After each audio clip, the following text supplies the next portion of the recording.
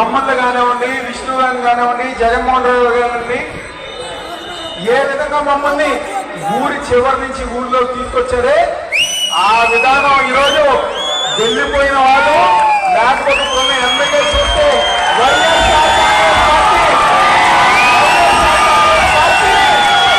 ఎవరు ఏమి చేయలేని విషయం వాళ్ళు తెలుసుకుంటారని చెప్పి ఒక సందర్భంగా చెప్పుకున్నాను. ఒక్క విషయం మనం అందరం గారు గుర్తుపెట్టుకోవాలి.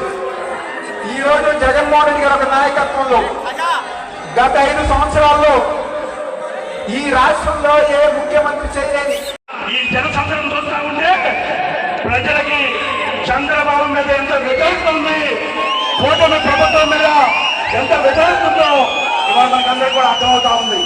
ఇవాళ ఈ కూటమి ప్రభుత్వాన్ని ఎన్నికలు వస్తే సముద్రంలో 100 అడుగులు లేదు మీరందరూ కూడా పాటిస్తారని చెప్పి నేను గట్టిగా నమ్ముతా ఉన్నా.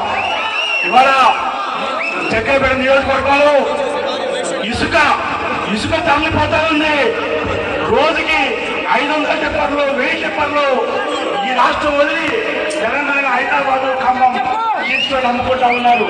మేము ప్రత్యక్షంగా చెప్పాం, పోరాటాలు చేశాం, ప్రెస్ మీట్లు పెట్టాం, పోలీస్ కమిషనర్ గారిని అవినాష్ గారి ఆధ్వర్యంలో పోయి కలిసాం. చక్కెరపేట నియోజకవర్గంలో పెద్ద ఎత్తున ఇసుక దందా జరుగుతుంది.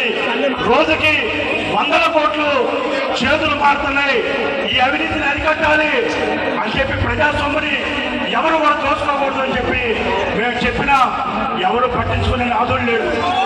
సఫాయిగూడెం వారిలో రోజుకో